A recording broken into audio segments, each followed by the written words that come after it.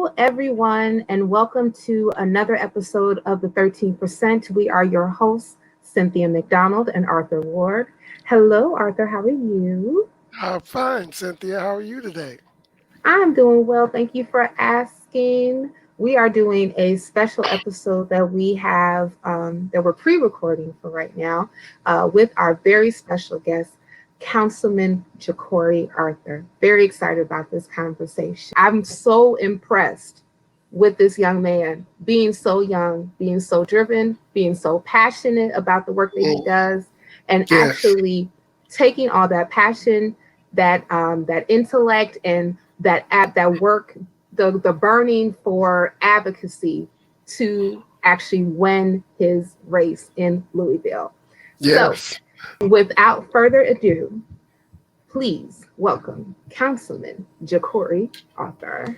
Mm. Hello. Peace. Yeah. Peace to you. Hello.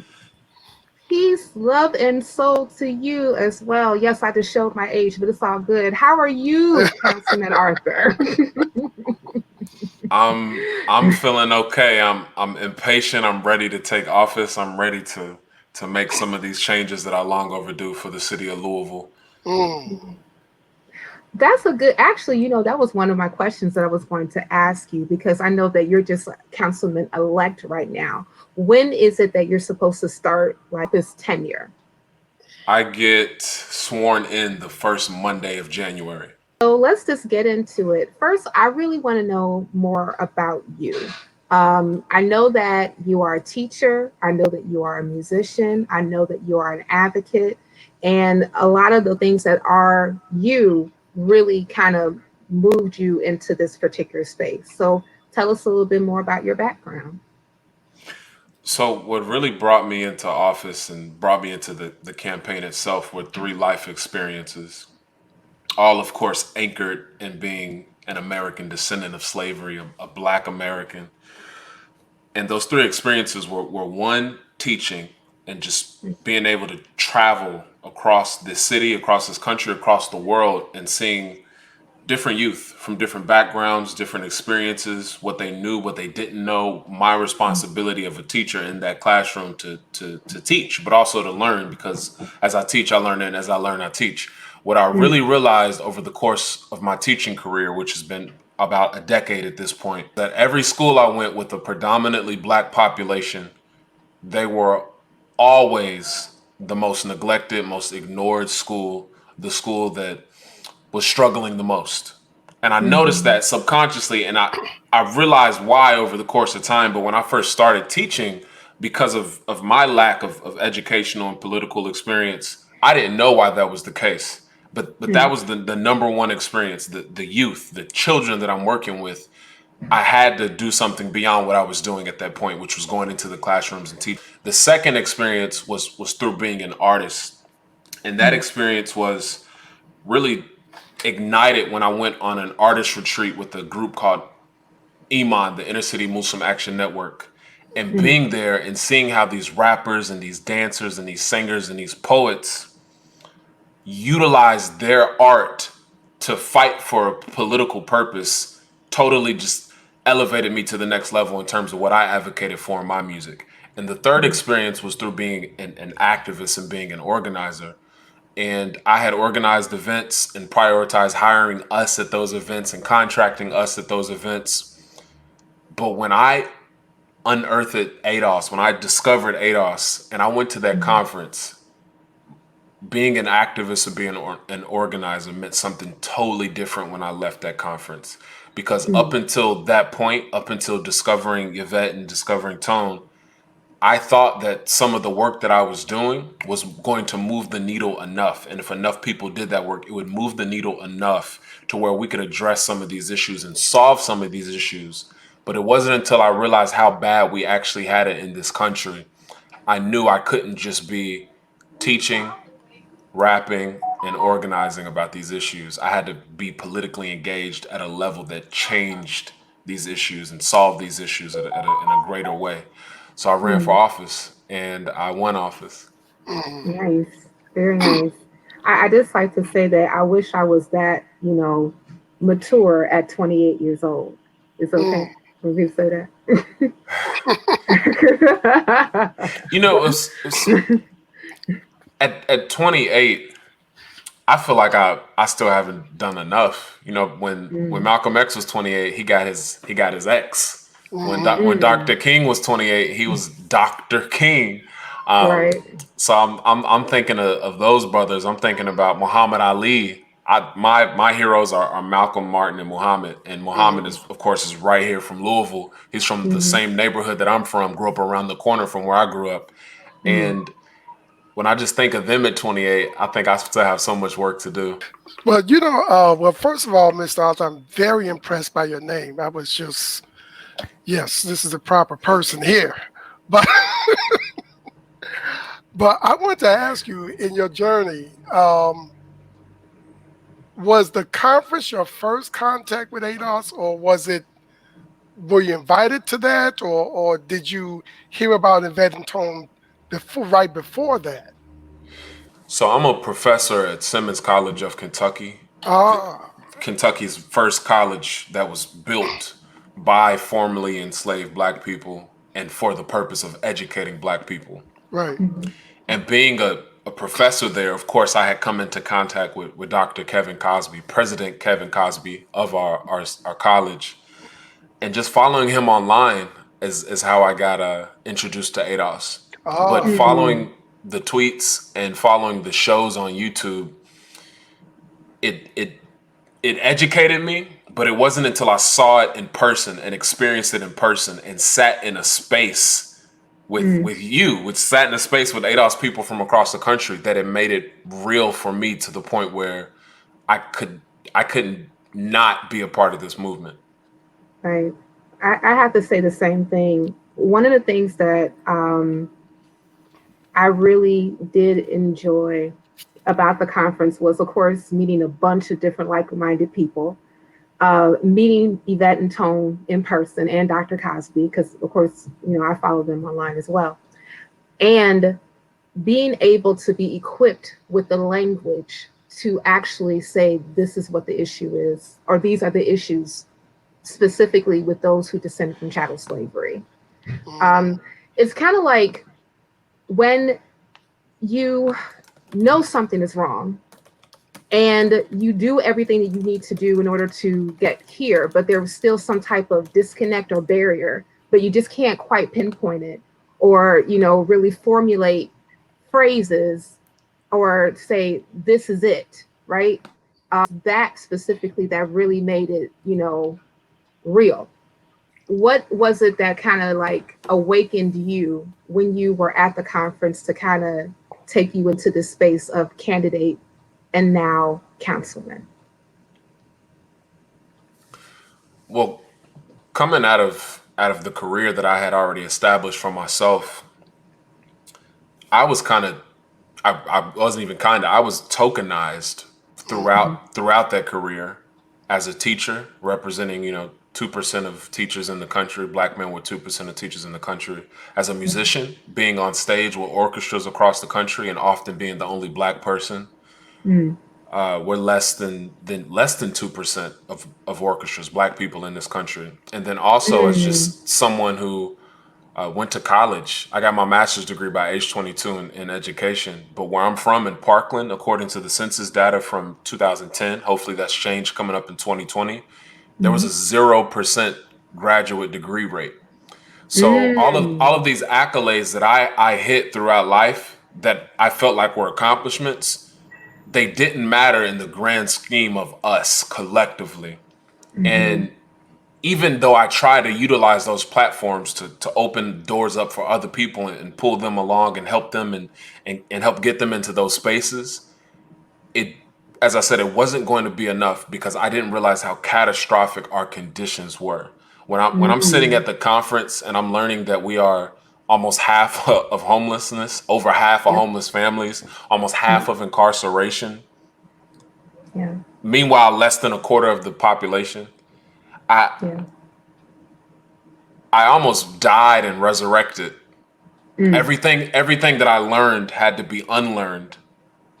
I had to unlearn, relearn, and then I could actually learn something. Like in this space. And it was almost like my whole everything beforehand, because I guess at the ADOS conference, I was at that point 26, 27. Everything I had learned for that quarter of a century beforehand was just off base. And it didn't make any sense anymore.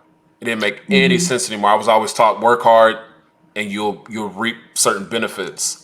But Yep. what we don't realize about that whole work hard and reaping certain benefits and that do for selferism, that bootstrapperism, is that we have a ceiling that in some cases is impossible not to hit unless you find some sort of luck or white acceptance. Because going back to those accolades that I listed, getting my degrees from a predominantly white institution, white acceptance, being on stage with all these orchestras, white acceptance, and my first full-time teaching job, teaching these kids and teaching in our public school, white acceptance.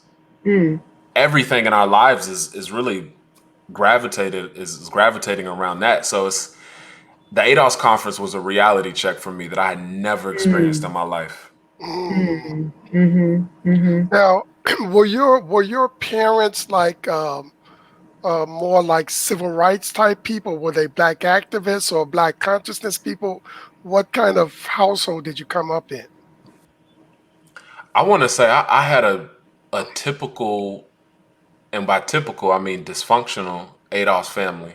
My mother had me when she was 15. I didn't meet my father until I was 10. All the men in my life had been incarcerated, and we know why. And that was my life. That was my upbringing. And I don't know what path I was headed towards, but at age 12, I bought a recording studio. That's where my nickname 1200 comes from. That was the name of the first studio I purchased. And I just started making music. I started recording my friends and making beats and writing lyrics and kind of expressing my life and finding myself through that music, and then joined my school's band program and eventually went on to be to where I am today. But yeah, discovering music as a preteen is really what I utilize to kind of, in a sense, almost escape.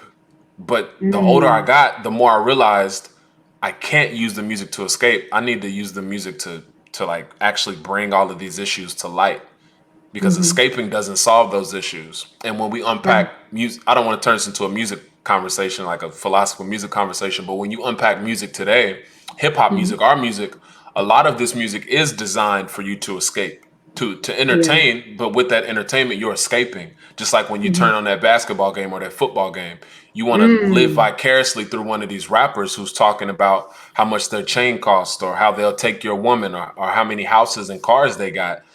That life is such a, I would say, lopsided perspective of our reality, because in one bar you're rapping about how much money you got, and then the next verse you're talking about how poor you used to be and how much despair your neighborhood is experiencing. Which one is it? And it kind of confuses a kid like me growing up. And that's where that bootstrapperism and that aspiration that we strive for, that striverism, I would say it really stems from a lot of the entertainment that we experience, that we consume. But going back to what you were saying, like, no, I didn't grow up with civil rights activists. My grandmother and my aunt, who mostly raised me, they were working, 2-3 jobs at one point just to put food on the table and take care of us. They were just working and trying to make sure that I was staying out the streets and I was staying safe. Yeah. No, I raised that question because of, when you earlier mentioned your heroes, especially Muhammad Ali. I was born into that. My parents, my great grandmother was part of the group that welcomed Elijah Muhammad when he moved from Detroit to Chicago. My mother was a teacher at the University of Islam. And my dad and my twin uncle, they were FOI. So it's like I lived in a 100% positive Black environment. Wow. As a result of that, I was actually shielded from a lot of things. I really didn't experience racism. I mean, what was theoretically talked about at the mosque and at school until I actually got out 1920. that was the first time I experienced like racism, you know, and it was a hell of a blow, you know. But at the same time, because of that, uh, my meeting with ADOS is just part of a continuum. It's in my family, it's like it's just natural to be activists. It's natural to be Black first. It's natural to do anything that's going to move us forward in whatever way you decide to do it. You Mm-hmm. know, but and at the same time, to your point with the other conversation regarding music, um, I'm one of those kinds of people, and Cynthia will tell you this. I will listen to anything at least once, but I'm also very careful in which what I feed myself with. I'm attracted to complex music. I actually like a lot of the rap beats that I hear, but the lyrical content is like I just can't allow my brain to be fed with that. Do you understand what I'm talking about? Yes, sir. Yeah. Mhm. I like to equate oftentimes any of these, inferences to music, to sports, as you call it, escapism. It's like bread and circus, Roman Empire propaganda to me. And it's, and especially when you talk about music, because like I feel a little some kind of way about it because I'm a musician too. I was, my parents made me start playing piano when I was 5. I studied opera when I got to college. Matter of fact, my minor is in music. And I even taught high school. I taught choir and also taught studio techniques in high schools at an alternative school in Chicago. Um, and even going back to some of the realities that you experience as a teacher, when you are looking at your students and dealing with your students that come from um, a lot of my students were in poverty. A lot of my students were wards of the state. A lot of them were being raised by aunts and grandmothers. I remember when I actually met with some of the parents. I think that out of all of my students, I can count on one hand when I met a father. And I think that that was a big reality to me as far as like what what is really going on with us as a people, and what were some of the different events or even like accrued disadvantages that really led us here, and then getting hit to the data when it comes to wealth being less than 3%, despite being 13% of the population. Poverty levels is so high with us. I was even remarking, I was even like blown away when I was looking at some of the demographics in the most violent areas that's even here in Chicago. Um, the poverty level was always, for one, it was always predominantly ADOS, like 90%. And the poverty levels were always above 30%. And the unemployment rate was always hovering around 20 to 25% in some Right. cases. And even like when you even look at like the overall in the United States, like the last time I checked, we were still at the highest in unemployment at 13%, even though that overall the average is about 8%. And it seems like that is constantly um, a punch down in some cases when you're privy to this information, especially being like been here, right? Like we've been here like for 400 years. Um, and so like since we were talking a bit about numbers, I kind of want to bring up the numbers, in your area. So we can finally share our screen here. So this is just like some information that I pulled on the from worldpopulationreview.com. So in Louisville, it looks like that your population is around about uh over 6,624,000. We'll just say 625,000. But this is some of the information that kind of made me go, whoa. First, I was looking at like the education rate.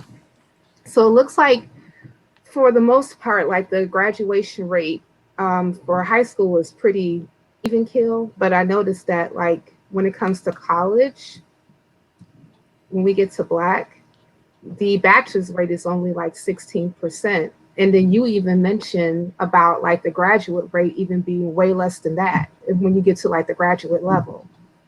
Let's see.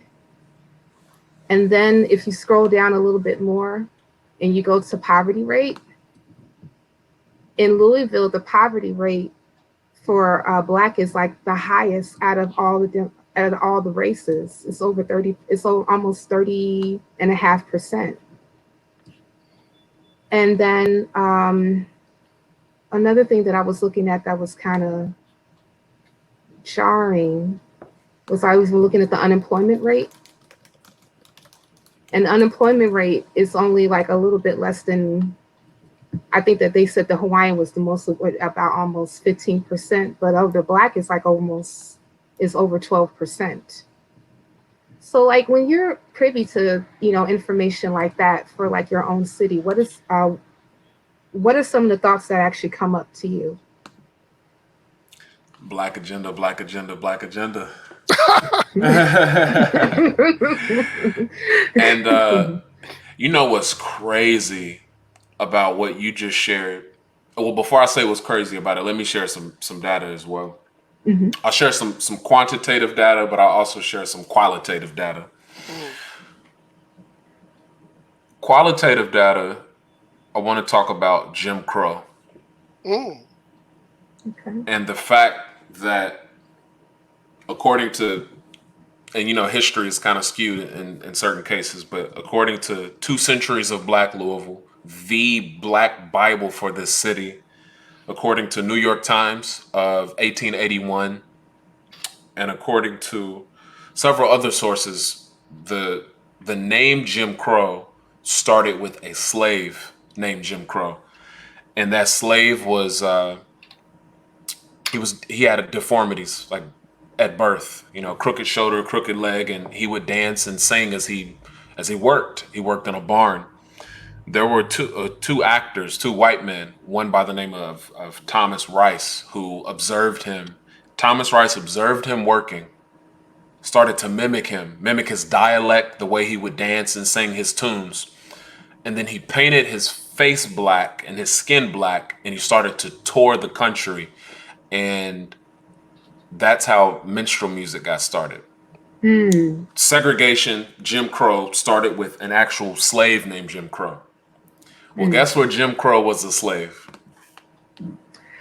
Oh, could it be Louisville, Kentucky?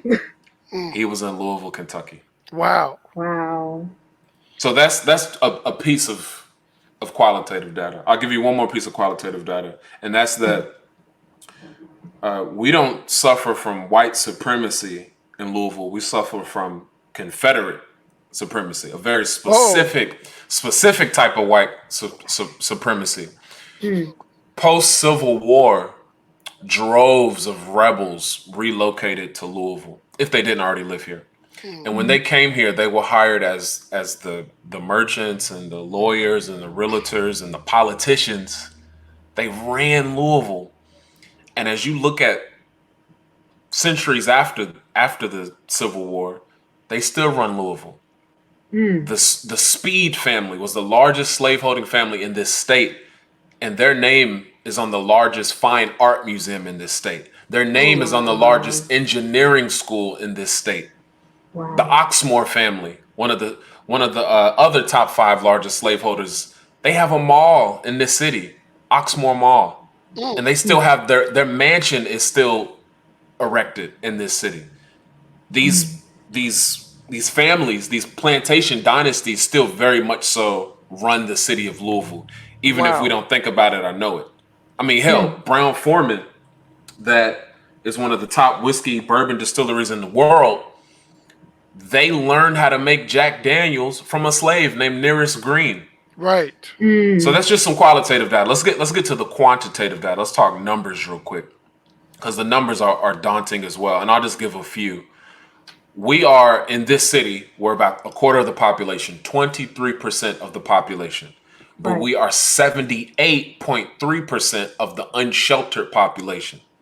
That means if the hundreds of people who are sleeping outside, 78% of them are ADOS. Wow. That is disturbing.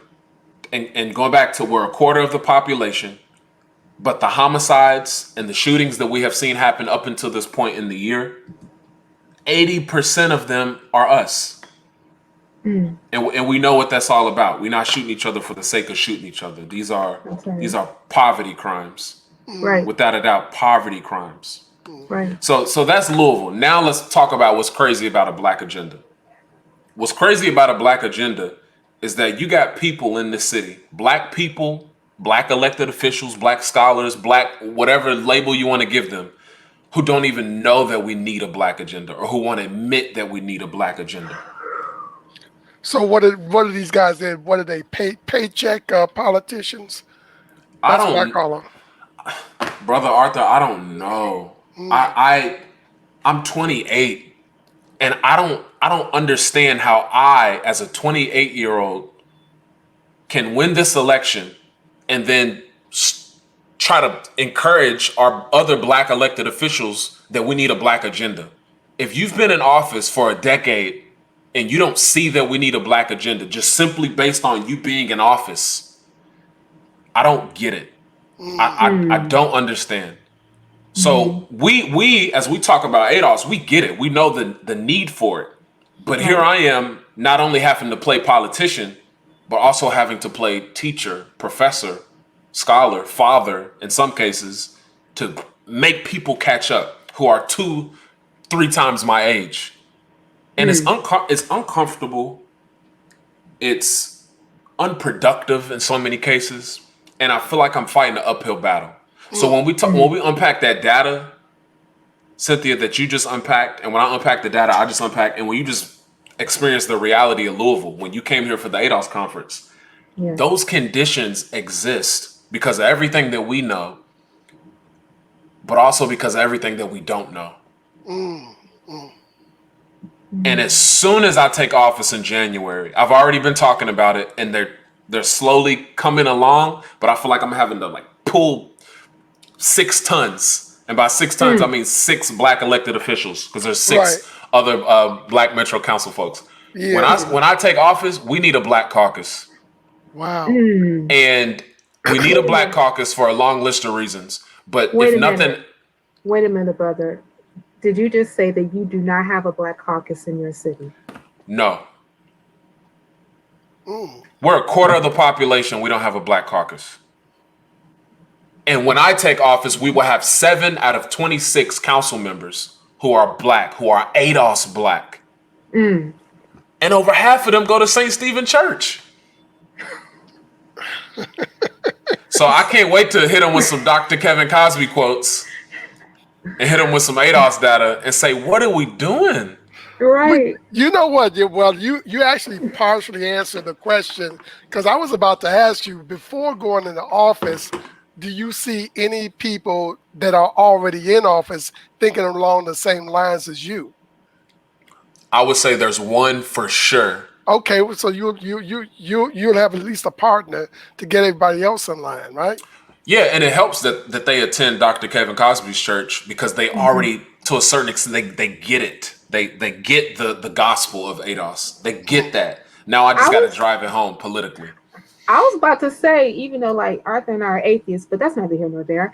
And if they are coming to church every Sunday with Dr. Kevin Cosby, are they not paying attention to the homily? Here's what we got to realize, because we get it. We're already there. But we know as teachers as well, there are students who get it, students who don't get it, and students in between. Right. True. Even though they show up to church, I know people who attend Dr. Kevin Cosby's church, St. Stephen Church, the biggest black church in this state, in this region. I know people who attend that church and then turn around and they complain that he's too political and he's not spiritual enough. Oh. I know y'all atheists. It's okay. Uh-oh. Oh, okay.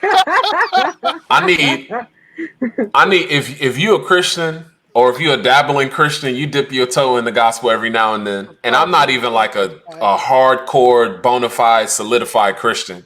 Okay. I actually identify closer, and I didn't notice until I went on that artist retreat with Iman, that's actually based in the south side of Chicago. Shout out to Inglewood. I identify more closely with the Muslim practice. Okay. Okay. And that's just me on a spiritual level. But this poverty, this justice and poverty Bible, I ain't even opened it yet. But Dr. Cosby mentioned it at one point. And what he does is he relates the gospel, he relates the Bible to social justice. He aligns it with reparations, with ADOS, and it's very clearly spelled out and laid out in this book. But it's also laid out in any version of the Bible that you have. But I say that to say this. What a lot of people don't realize is that they in some cases, us, use spirituality, use religion the same way they use hip hop music to escape. To escape. Have y'all seen the Pursuit of Happiness, Will Smith? Yes. My favorite part of that movie is when his son is telling that joke. And he's saying they were drowning in the ocean. And a boat came and said, "We'll save you." And he said, "No, God's going to save me." And then another boat came, "We'll save you." "No, God's going to save me." And then they drowned and they got ate by sharks or something. He died and went to heaven and said, "God, why didn't you save me?" And God said, "I sent you 2 big boats." And I know this firsthand from growing up in a huge family. My great grandmother had 10 kids. My father, like 10, so many cousins. We got, what did Kanye say? So many aunties. We could have an auntie team. I got so many aunties and uncles, greats, and just. but I say that so we got a big family, and I've been taught like pray on it, and God's gonna save you, and Jesus gonna save you. That is a spiritual practice. All right, spirituality is what you believe. It's what you believe. Politics is what you achieve. And I'm here to achieve. We can pray about it and have faith. But then what? What are we gonna do after we pray? And then what? And that's that. You know what? Before we got on the program, Cynthia was talking about because we were participants in a broadcast called the Atheist Roundtable, the Black Atheist Roundtable, and I was talking about my journey from belief to non-belief. And one of the questions that I asked my grandmother, because I was just observing the racial conditions of the time. You got to remember, I grew up in the late 50s and the 60s. Okay. I said, "Grandma, why is it that God only helps white people?" And what did you say, Cynthia? Some white guy heard me say that on the broadcast? It was another atheist podcaster who's pretty well known in that community, who actually heard Arthur telling that story, and he said it was heartbreaking, and he actually shared the link, and one of the things that what Arthur was telling me is like, why would he think it was heartbreaking? Wouldn't he think that you want more Black atheists? And I said, it's not necessarily because you want more or less, it's because that happened. I was going to play devil's advocate, which is ironic. I said the word devil. 'Cause now I want to talk about the importance of spiritual practice, because we know that's like the gathering place, and how significant the church was in the civil rights movement, how significant it was in the abolishment movement of slavery. And even though my mother and father and grandmother and even though my immediate family were not necessarily activists or involved in organizing, if you trace my lineage back, that's where I'm from. Like that civil rights, that organizing, that activist spirit is in me because of my 5 times great grandfather, who was named John Jameson Moore, or Bishop Moore. And what he did was, at the age of 15, him and his mother ran from slavery. They escaped the plantation and made their way across the East Coast.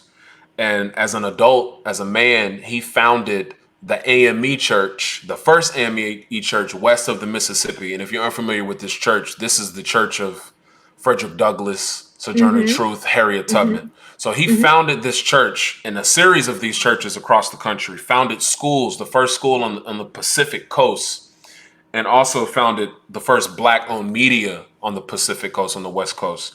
Mm-hmm. I descend from him. That's my 5 times great grandfather. And I'm really fortunate to even just know that history through my great grandmother and to unpack that, because I think that to a certain extent you could say all ADOS people descend from that somewhere. Somewhere. Even if it's not your mother or your whoever, somewhere down that line, down that lineage, one of your great greats, your great great great great greats, they were an Well, activist. They were an organ. They were a runaway slave. yeah. Well, I will say that I know for me, like I was a practicing Christian for a very long time. I'm a fairly newer atheist, but I am also, and so is Arthur, a practicing Buddhist, because even we realize that just not believing in God or is not enough. And going back to the joke that the little boy liked to tell about God would save me, but I sent you a boat, I sent you a plane, I sent you this, I sent you that.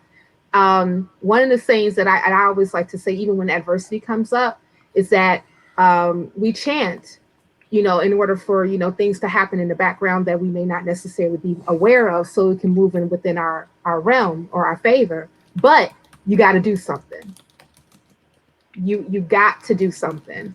And even when I even think about like this particular space as as an ADOS activist, an ADOS advocate, and even you as a ADOS candidate and now about to serve office, it's and going back to what you said about a Black agenda, you got to do the agenda. You got to do the things in order for you to get from one place to another. And I really even believe that that's where we are as a movement, that we are at the point where we're saying that we can't just believe something is going to happen within our favor. We have to do something in order to move the needle so that things can happen within our favor. And that's why we advocate. That's why we do what we do. That's why we are even here on this platform talking to people about getting a political education and what exactly is a Black agenda and advocating for reparations for American descendants of slavery. Yeah. You're exactly right. Right. And we're just doing what we're supposed to be doing as a group. Yeah. We're not doing anything special. We're just waking up to what we need to do as a group, Right. and as far as like all of the things that are going on as far as like the impact of white supremacy, I think we can overcome that too. But we have to get on code. We have to get our minds together and understand the art of minorityship. That's what I call it. We have to be on our stuff, just like Jewish people. I look at them and I consider them to have perfected the art of minorityship. They do exactly what they're supposed to do as a minority in this country. They protect themselves, they network, they get beyond their differences. Within the Jewish community, there are no classes. We're all Jewish, okay? And if you heard one Jew, you have heard all Jews. Now, I don't know how long it'll take us to get to that point, but we need to ramp up quick. I don't know if it's a PTSD, post-traumatic slave disorder type issue when it comes to us prioritizing us. Right. But sometimes I can't believe it. I get so discouraged when I'm arguing with ADOS people who don't necessarily affiliate with the movement, but they are ADOS by identification. Right. Sure. I get so discouraged when I'm arguing with them about why we need to prioritize us. And they try to throw so many other groups into the discussion. It makes no sense to me. It makes I don't even know how to stomach it sometimes. And even if I wasn't ADOS, even if I was Colombian, how can you be in this country and see a group of people who descend from the people who built this country suffering in the way that we are suffering, and not want to prioritize them being fixed, them being ahead, them just not being at the bottom. Mm-hmm. Yeah. You got to pay your dues sometimes. Oh yeah. You have to. Oh yeah. And as a whole, the country is really shooting itself in the foot. I don't know if you saw that Citicorp report about the racial wealth gap and how the country itself has lost $16 trillion because of the fact that they have not repaired us and allowed us to fully participate in the system as we should as Americans. It's real interesting. You need to pull it up, man. It's online. I need to read that, but Yeah. even without reading it, I'm wondering if that loss has anything to do with our lack of involvement, and when it comes to like the economy, whether it's the stock market or owning businesses and paying those taxes on it. I'm wondering how much of that has to do with the fact that we just don't have the money or the wealth to participate in America. And I bring that up because a conversation I'm constantly having with people who own the businesses and the hotels and all of the real estate in our central business district, which I'll be representing, the most powerful district in the entire state, because the taxes from that district drive the rest of the state.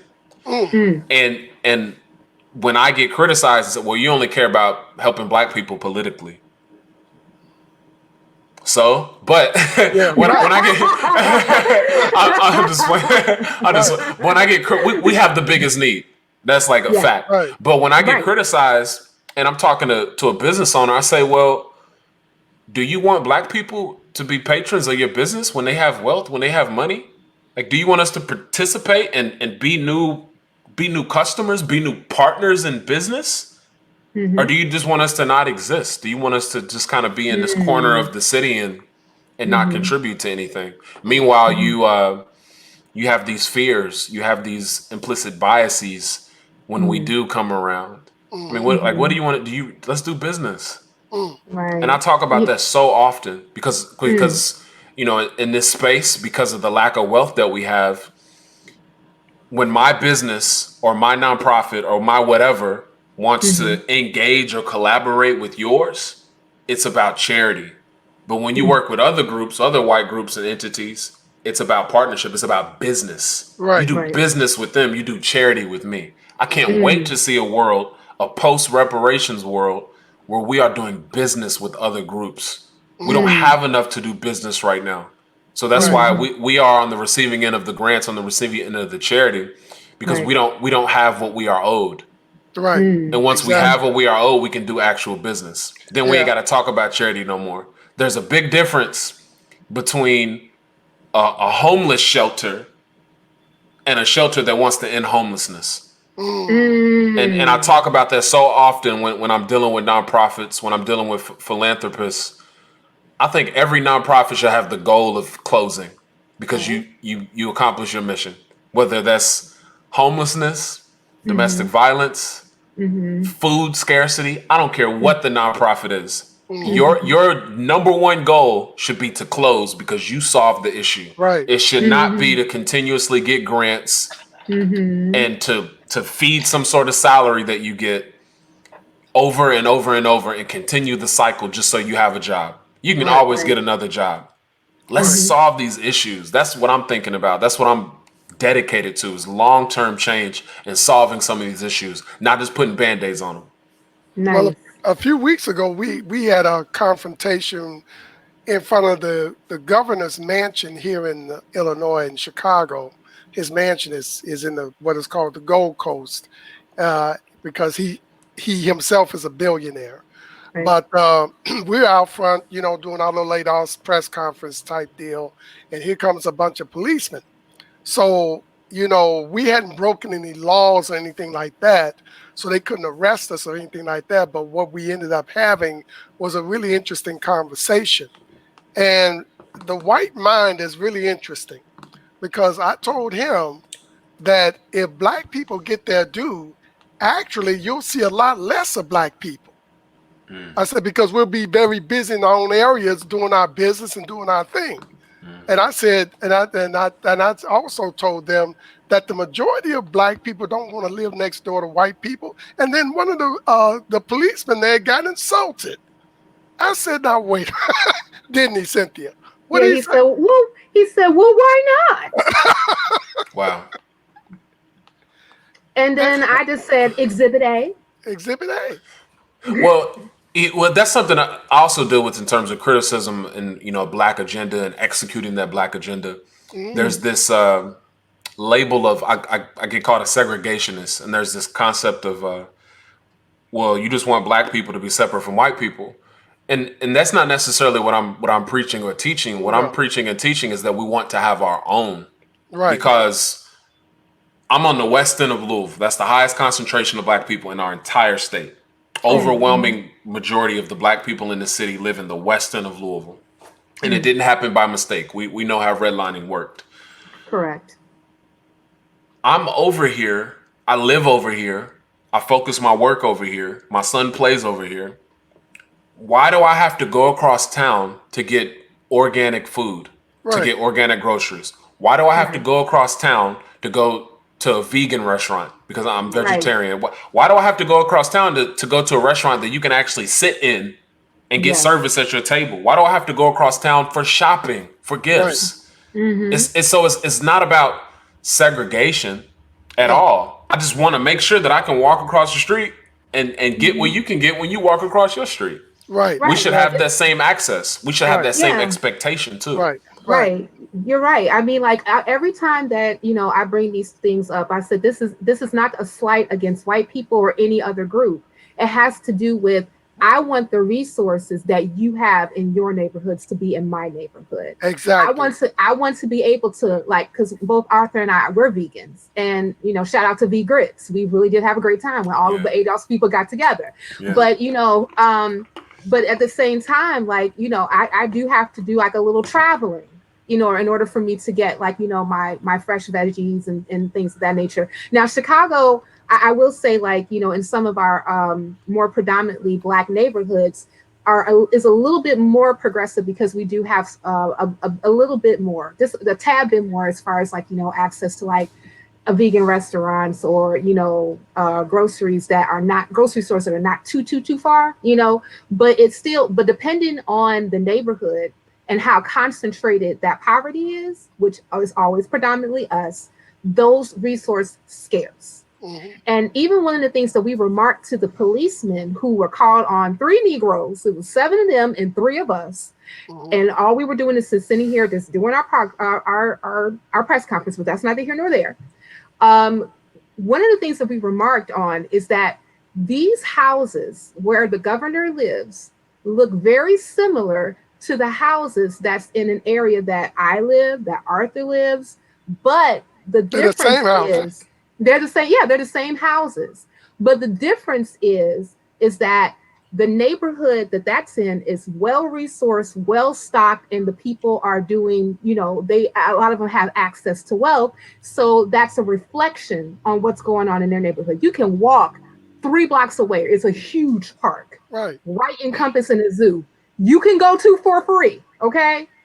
Pass bikes right by the lake, that you can access for free, But when you come further south into areas, even though those houses are the same, those amenities that's in that neighborhood are not reflexive of the ones that's in our neighborhoods. And that's the problem. Right. And it's not like black people don't try to open businesses there, but they're redlined out of capital to keep their businesses going or to improve their businesses. So now we clearly see what's going on. The other thing that I told the policeman is this. I said, most of the time when black people are means moving to more predominantly white areas, it is for amenities, not necessarily be living next door to white people.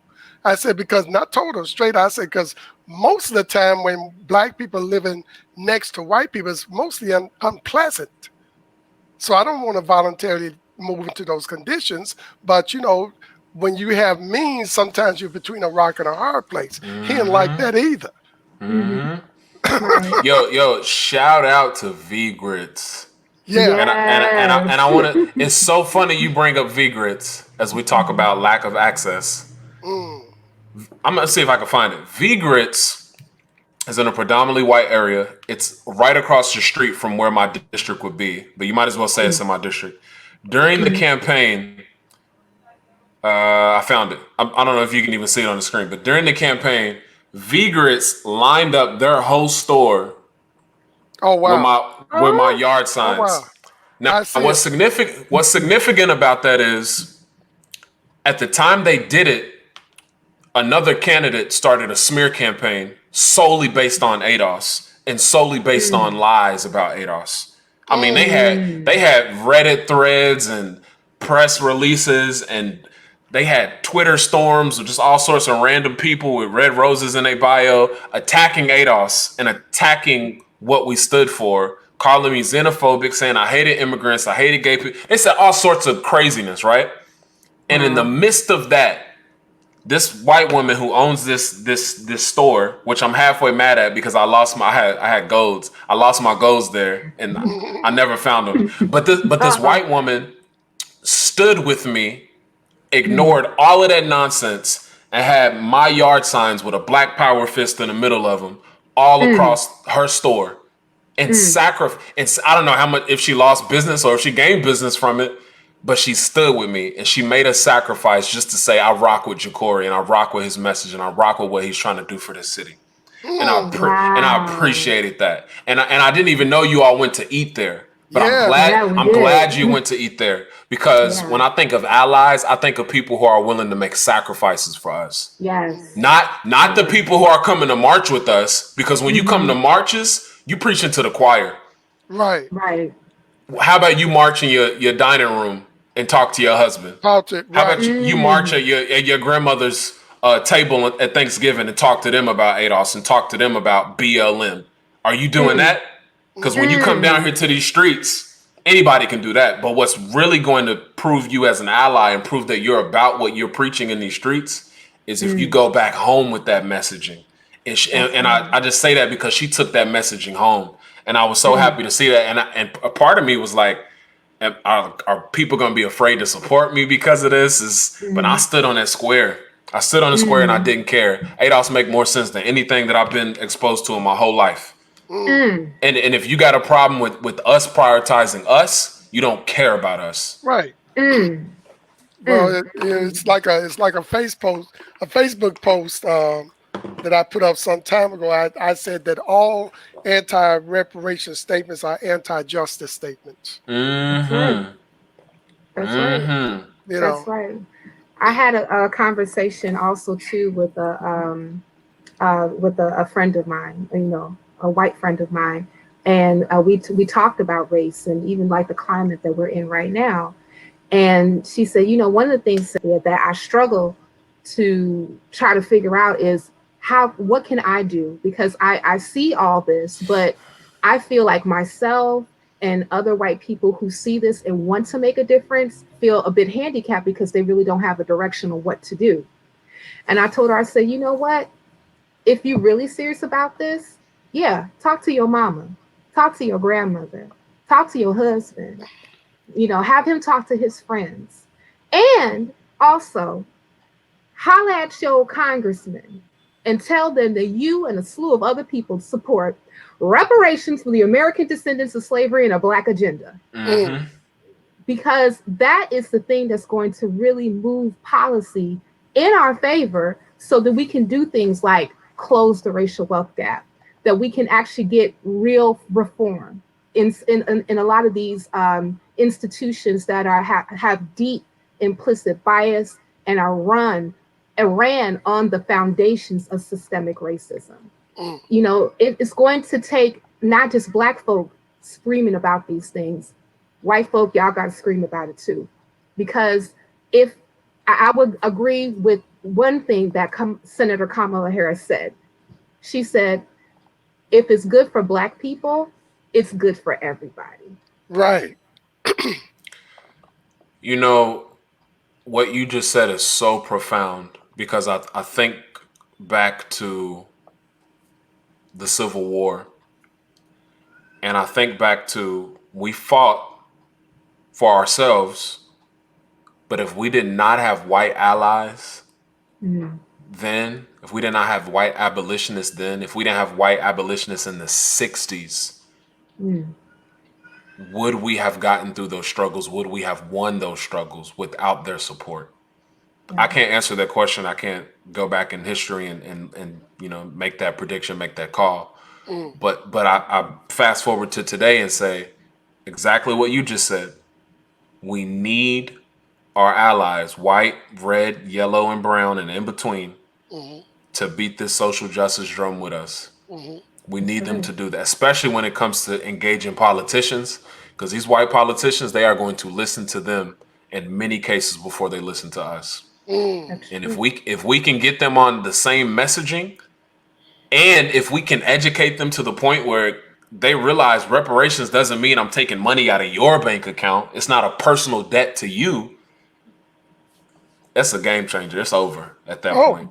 And I'm doing that right now as much as I can on the local level. And anytime I'm in front of like national and international media, it's a slow process. I still get hate mail after every interview, but it's a process that needs to take place. And like Arthur said earlier, we're just doing what we got to do. We got to do this, because if we don't do it, ain't nobody else gonna do it. That's right. But I was talking to a white guy, which I would call him an operational racist. And I was talking to him about the logic of reparations and how it would actually help him if black people got their repair.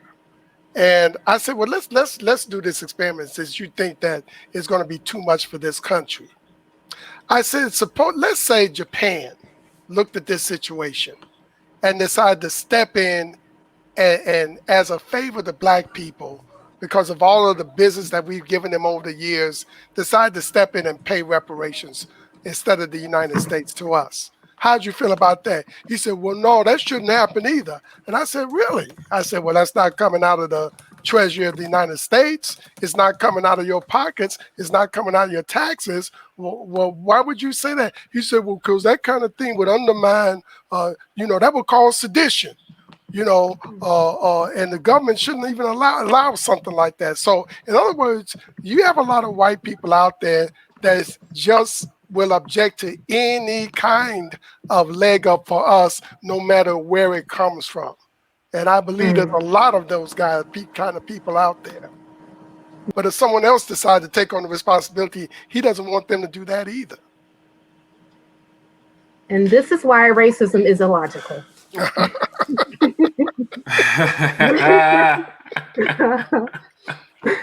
Well, Councilman, first off, I want to thank you for being here. And I would like for you to just, give us some of your final thoughts, and also how can people in your area support what you're trying to do and push the needle forward to really achieve, local equity in your area.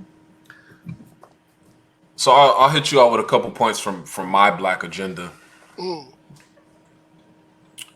And my campaign really ran on 5 key issues that are necessities for anyone to just live and prosper. But these issues are magnified within the district that I have. And that's money, housing, safety, health, and inclusion. We have the most impoverished district. We have the most homeless district, the most dangerous district with the concentration of shootings and homicides within our district, the most unhealthy district. We don't even have a full service grocery store. And half of this district, life expectancy is a decade less than the other side of town. And then we have the most segregated district, because the dreaded 9th Street divide, which is really just the racial lineage wealth gap, rests within this district. One half is black, one half is white. So that's the district that I'll be representing. And I have a long list of policy ideas and political work that I like to put out as a part of this Black agenda. And of course, the Black agenda needs to include other Black institutions. But but I'll just give you one from each of those categories right now. Money, we need guaranteed government contracts for us. Our city government has a minority guaranteed contract policy that includes people with disabilities. It includes the LGBTQ community. It includes other races that are non-white. But the root of the policy was really created for us to be included in government because we used to be excluded from government contracts. But now that small slice of the pie that we had is being sliced with other groups that include white people just because they fall under being a female or they fall under being disabled or fall under the LGBTQ umbrella. Right. So guaranteed government contracts for us that reflects our percentage of the population, which I said earlier is about a quarter. When it comes to housing, our city did a study on the impacts of redlining and discovered that 22,000 families should have homes, should be homeowners in this city. All right. And we have tens of thousands of vacant homes in this region. So to make up for what was done as far as redlining goes, we need to rehab 22,000 homes for 22,000 Black families in this city. Safety. There is something called a disconnected youth, which just means you are between the ages of 16 and 24, and you are not in school, and you don't have a job. Our youth, a quarter of them, 26% of them, are disconnected versus 9% of whites. And that is, according to our local newspaper, the largest racial gap of disconnected youth in the country. We have 4 community centers in the West End. And right now they're inactive because of COVID. We need to transition those community centers from just being community centers where you can go play basketball or you can go have fun and get recreational activities to being re-engagement centers in our Black neighborhoods where our youth who don't have jobs and who aren't in school can go there and finish school or can go there and work there and have a job. We need to re-engage this group of youth because earlier when I talked about those shootings, the 80% of shootings that are us, well, about half of those were our Black youth. So that directly aligns with safety or lack of safety. Health, we need lineage therapy. And this is something that we talk about at ADOS101.com. We need that here. We need that here. We need that here. And I won't go into detail on that. Inclusion, it is actually odd to say this out loud. I haven't talked to anybody about this. Y'all getting some exclusive insight. but when it comes to inclusion, one of my first policy ideas is actually about exclusion. And it's that we need to incorporate the West End of Louisville into its own small city. And I say that because Louisville used to be Louisville and Jefferson County. And in 2003, 2004, I was in elementary school. I don't remember. This was merged into one unit, into a city county. So now we got Louisville / Jefferson County. And what that merger really did was try to make it seem like we weren't as poor as we really were. Because the city, the inner city, the urban area, the inside of our highway, our expressway was pretty Black. It was Black as hell. And the outskirts, the suburbs, were mostly white families.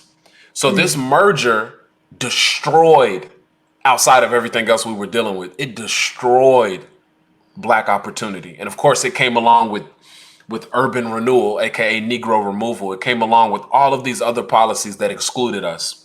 Right. And before the merger happened, we had dozens of cities or dozens of neighborhoods on the outskirts of the city of Louisville that formed their own small city. You got Jeffersontown, you got St. Matthew, you got Middletown, you got all these small cities that exist. We have almost 80 small cities in one city. And they all get control of their taxes. They get control of their police departments. And in some cases, they get control of their schools. But the West End of Louisville, we're just a part of the city of Louisville. And we don't get control of none of that. So to include us, you have to exclude us by letting us have some control and be a small city so that we can reap the same benefits that other small cities got on the outskirts of town. So those are just parts of my Black agenda. Like I said, I have a long list. Before I can even execute much of that, I have to create a Black caucus. We'll have 7 out of 26 council seats. That's the highest we've ever had. It's a little bit under 27%. And we are going to utilize that maximum ADOS elected official power to push forward and develop and build power for the rest of ADOS across this city, and hopefully create a coalition across this state and across this country through ADOS to push that agenda forward. To support, man, that's to dope. find out more about what I'm doing, to find out and just keep up with what we got going on, Jecorey Arthur, JECOREYARTHUR. That's my Facebook, my Twitter, my Instagram, my YouTube, my Snapchat, and my website. So follow me on there. I have a Patreon if you're interested in contributing to any of the work that I'm doing politically. And let's go up. Let's push forward. Let's push this ADOS agenda. That's what's up. And I saw this on Twitter about the Zoom meeting. Did you come up with a time and date? Are you still working on that, or? So I have a Zoom on Sunday with Yvette, Tone, and some other folks. And what I'm doing is we have a new ADOS HQ platform, and I would like to have it through that. And if it doesn't work out, then I'll do one independently. But I'd like to try to get us to form like Voltron and move together as a unit as much as we can and really organize. So if that doesn't work out, then I'll go ahead and pull the trigger on a date and we'll get together. But I'm waiting until that call so I can figure out what to do. But and that'll be one of plenty of conversations we'll have about running for office. We'll do some debate trainings. We'll do some campaign. We about to have trainings, and we about to level up out here in ADOS. And now, are you guys also going to come up with, like, let's say, some standards by which a candidate qualifies for ADOS support? Yeah, and I wanted to touch on that real quick too, because as we form this 501c4, a political nonprofit, I also want us to be aware that a lot of 501c4s, they do electoral politics. And then they get into the weeds of running those races, and then they don't do anything else. So we want to be careful. Running for office is great. It sucked, but it's like starting a business, and your volunteers or your staff, those are your employees. And it's like running a business. And as we form a political nonprofit, a political organization, we have to figure out what our priorities are. And from where I'm at, and I say this as someone who won my race, I don't think that running for office is going to be the best use of our time initially, because it takes money, mobilizing, and it also takes messaging. And if we ain't got the money, we ain't got the wealth, it's going to be a tall order, unless you're hyper local like I was with city council, which is very manageable. Yeah. And that's a word.